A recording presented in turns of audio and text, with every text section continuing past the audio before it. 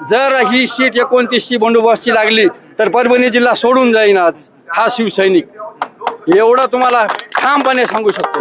पान फान हे फक्त जातीपातीचं राजकारण करायला ही जनता धडा शिकवले राहणार नाही गद्दाराला. 3 टर्न खासदार आहे, 2 टर्न आमदार आहे.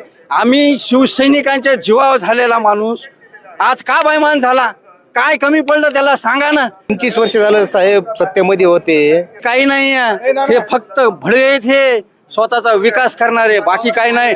शिवसेना ना संपली ना संपणार. खासदार संजय जाधव यांच्या फुटीनंतर आज परभणीत उद्धव ठाकरेंचा मेळावा होतोय आणि या मेळाव्याला निष्ठावंत शिवसैनिक परभणी जिल्ह्यात दाखल झालेले आहेत. सोनपेठ तालुक्यातले हे शिवसैनिक आहेत, सोनपेठचे तालुका प्रमुख आहेत. काय तुमची प्रतिक्रिया आहे, काय आज एकंदरीत या मेळाव्याकडे कसं आजपर्यंतचा परभणी जिल्ह्यातला इतिहास आहे. जो बी पक्षाशी गद्दारी केली त्या गद्दाराला जनतेने कधीच माफी दिली नाही आणि ह्या गद्दाराला आपल्या मतदारसंघातली परभणी जिल्ह्यातली एवढी जनता दूधखुळी नाही. ही जनता धडा शिकवले राहणार नाही गद्दाराला. जातीपातीचे राजकारण कोण करत आहे? सर्वसामान्य जनता थोडीच करते. ह्यांना दुसरे कामच नाहीत ना. भाजपवाल्याला आणि मिंदे गटांना हेच जातीपातीचे राजकारण करून आपली पोळी कशी भाजून घ्यायची ते भाजून घ्यायची. जनतेला सर्व काही सांगायच्या गोष्टी जरूरत नाही आहे. काय तुमची काय प्रतिक्रिया, कुठून आलाय? आम्ही पूर्णा तालुक्यातून आलो. पूर्णा तालुका बाळासाहेबावर उद्धव साहेबावर इतकं प्रेम करणारी जनता आहे, इतकी जनता करणारी. कारण की इथं तुम्हाला सांगतो कोण गद्दार आतापासूनचे खासदारचे टोटल जे गद्दारच आहेत. आता संजय राऊत म्हणले गांडू द बॉस, संजय राऊत म्हणले. इथं तुम्हाला सांगतो काही चालणार नाही. इथं फक्त बाळासाहेब ठाकरेची शिवसेना म्हणजे उद्धव साहेबांची शिवसेना चालणार आहे. इथं ना बाण ना फान हे फक्त जातीपातीचं राजकारण करायला. तुम्ही तर पाहिलं महाविकास आघाडीच्या लोकांना खासदार साहेबाला किती मतांना निवडून दिलं ना. मुस्लिम समाजानं मतदान केलं, मराठा समाजानं मतदान केलं. बॉसच म्हणत होते ओबीसीनं मतदान केलं नाही. तुम्ही बाईट घेतलेली असेल ना, केलं नाही म्हणले. आता तुम्हाला सांगतो त्याला दुसरा कोणताच थारा उरला नाही, त्याच्यामुळे ते तुम्हाला सांगतो इथून पळून गेले. 100 खोके घेऊन गेले पळून. हे सामान्य शिवसेना आज बघाले, शिवसेना ही सामान्य कशी आहे का पैसे देऊन आलेली जनता नाही आहे. ही स्वतःच्या मनानं स्वतःच्या पैशानं आलेली जनता आहे. खासदार संजय जाधव म्हणतात की जो विकास करायचा असतो त्याच्यासाठी माल भेटत नाहीये आणि तो माल मिळवण्यासाठी सरकारमध्ये शिंदे सेनेत प्रवेश केला. त्याला फक्त तुम्हाला सांगतो मंत्री राज्यमंत्रीपद काहीतरी पाहिजे. त्याच्या एक स्वप्न त्याला करायचे, माझी मंत्रीपद लागाव हे त्याचं स्वप्न आहे. कारण की मंत्रीपद लागलं म्हणजे उद्याच्याला माजी मंत्री भावी खासदार हे राहुल पाटीलच आहे. 2029चा भावी खासदार हा राहुल पाटील आहे. आणि पुढची 29ची निवडणूक जी आहे तुम्ही म्हणताय, याशिवाय आणखी कुठले उमेदवार असतील, ठाकरेंचे असतील किंवा महाविकास आघाडीचे असतील तर तुमची काय असेल? संजय जाधव यांच्या पाठीशी असताल की जे ठाकरे उमेदवार देतील ते? ठाकरे उमेदवार जे देतात त्याला ही जागा ही ठाकरे उमेदवाराचीच महाविकास आघाडीची राहणार आहे. हे कोणी काही करू द्या, कुठं तुम्हाला सांगतो हे ना कोणता पक्ष काय करू द्या, ह्याला हे आता जनतेने ओळखून टाकले. कारण की ओबीसीने ओळखून टाकले हा कोण आहे. हा 2024ला मतदान कोणाचं घेतलं? मुस्लिम समाजाचं, मराठा समाजाचं, इतर समाज. ते जाणून बुजून म्हणले की मला ओबीसीचं मतदान पडलं नाही म्हणले ना. आता तुम्हाला सांगतो ओबीसीवाले मतदान तुम्हाला सांगतो कार्यसम्राट आमदार डॉक्टर राहुल पाटला टाकतात. भावी खासदार हा राहुल पाटीलच आहे. खऱ्या अर्थानं बघितलं तर इथले जे सगळे निष्ठावंत शिवसैनिक आहेत ते सगळे त्या खासदार संजय जाधव यांच्या विरोधात आक्रमक झाल्याचे पाहायला भेटतंय. काय तुमची प्रतिक्रिया काय? सरी आज जे जनता बघता ना तुम्ही, 1 रुपयानं येऊन आलेली जनता आहे. आता जर आमचे बंडोबस्त म्हणताना खासदार साहेब हे गद्दारी करून दुसऱ्या पक्षात गेले, शिंदे गटात, परभणीच्या विकासासाठी नाही. 25 वर्ष झालं साहेब सत्तेमध्ये होते. साहेबांनी तर रोड नाहीत, नाल्या नाहीत. आमच्या आमदार राहुल पाटील साहेबांनी गल्लोगल्लोमध्ये नाल्या, विहार, मंदिरं यांच्यासाठी भरपूर निधी दिला. मग तर आमदार साहेबांनी आहे ना, आपल्या खासदार साहेबांनी सॉरी कुठंच काम केलेलं नाही. कुठून आलाय तुम्ही? मी तर परभणीच राहतो. काय परभणीत आज रस्त्यांची परिस्थिती येतोय, खालचा रस्ता काय बघा, आज लातूर बघा, नांदेड बघा तुम्ही. खासदार साहेब अगोदरच होते ना. किती वर्ष झालं साहेब होते आमचे साहेब? आता 3 वर्षात आले, 3 टर्म आता आमदार झाले. त्याच्या अगोदर आहेत ना ते म्हणतात मी सत्तेत नव्हतो आता सत्तेत गेलेत. नाही ना. मग 25 वर्षाखाली सत्तेत नव्हते का? आता किती टर्म आहे त्यांची तुम्हाला पण माहित असेल. त्यावेळेस सत्तेत नव्हते, मग त्यावेळेस विकास का निधी आणला नाही त्यांनी? मग साहेब मुख्यमंत्री त्यावेळेस सत्तेत होते, मग का निधी आणला नाही परभणीसाठी? इथं साहेबाजवळ, आमच्या आमदार साहेबाजवळ 100% निधी आला ना, ते 90% खर्च करतात. म्हणजे खासदारांकडे जो निधी येतो तो खर्चच होत नाही. नाही, खर्च कुठं होतं सर? आता तुम्ही बघता ना न्यूजला बातमी, न्यूजला बातमी बघता ना तुम्ही. नाही, मंत्रिपदासाठी आहे, बाकी काही नाही. तुम्ही कुठून आलाय? मी परभणी, खानापूर फाटा.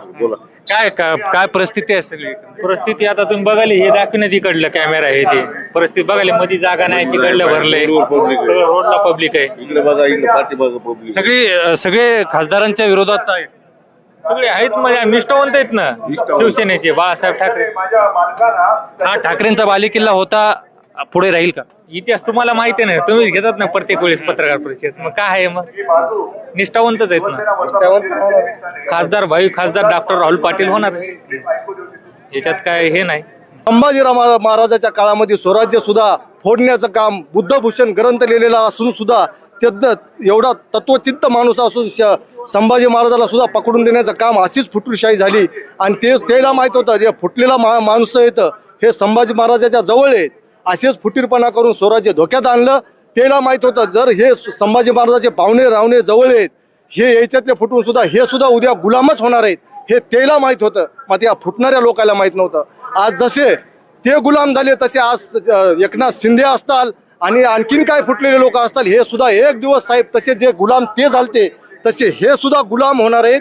हे शहा, मोदी, फडणवीस यायला माहित आहे, यायला कळना झाले. काय प्रतिक्रिया आहे? अहो, विकास करण्यासाठी किती वर्ष लागत आहेत? 15 वर्ष खासदार, 10 वर्ष आमदार, आणि आणखी काय विकास तुम्हाला काय पाहिजे? म्हणजे काय पाहिजे? स्वतःचा विकास पाहिजे फक्त. शिवसैनिक आज बघा, हे शिवसैनिक हे इमान आहे, हे बैमान नाहीत, हे इमानदार शिवसैनिक आहेत. आणि ह्यांच्या जीवावर आज शिवसेना जिवंत आहे, बाकी काही नाही आहे. हे फक्त भडे आहेत, हे स्वतःचा विकास करणारे, बाकी काही नाही. शिवसेना ना संपली ना संपणार, एवढंच सांगू शकतो. इथला हा शिवसेनेचा कार्यकर्ता कायम ठाकरेंच्या सोबतच राहणार. 100% आज लिहून घ्या. जर नाही ही सीट पडली तर हे जिल्हा सोडून जाईन. परभणी सोनपेठ तालुक्यातून आलोय. जर ही सीट 29ची बंदोबस्ती लागली तर परभणी जिल्हा सोडून जाईन आज हा शिवसैनिक. एवढं तुम्हाला ठामपणे सांगू शकतो. एवढं का चीड होते मनात? एवढं का चीड साहेब? हे रुमाल घ्यायची लायकी राहिली नाही आज कोणाची? ह्या शिवसैनिकाची. आणि हे आमदार खासदार स्वतः हे जे गद्दार झालेले आहेत ते आमच्या जीवावर झालेत. आम्ही कधी ह्यांना काय फंड मागितला नाही. आम्ही स्वतःच्या जीवाचे 10 रुपयाचे भजे खातो आणि जिथं नाही तिथं येतो. कशामुळं? ह्यांच्यामुळं नाही, पक्षामुळं, शिवसेनेमुळं, ह्या 4 शब्दामुळं. आणि आम्हाला कुठंतरी उद्धव साहेब, बाळासाहेब ठाकरेंचं काहीतरी आम्हाला एक अस्मिता आहे आमची, आमच्या जीवाला काहीतरी एक आहे म्हणून आम्ही हे गोष्टी करतो. ह्यांच्यासाठी नाहीत करत आम्ही.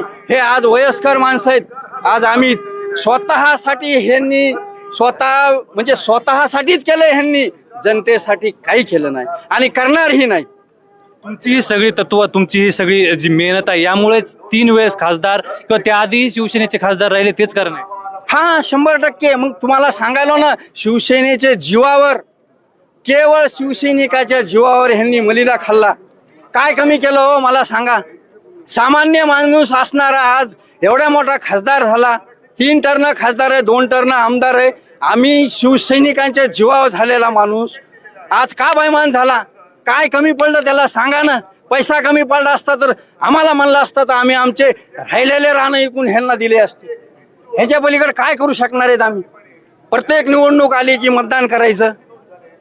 काय करायचं? मतदान करायचं ह्यांना निस्वार्थपणे. अहो, कधी गेलो तर आम्ही काही 10 लाख रुपयाचा फंड, 25 लाख विषयच नाही काही. आम्ही आमच्या स्वतःच्या जीवाने येतो.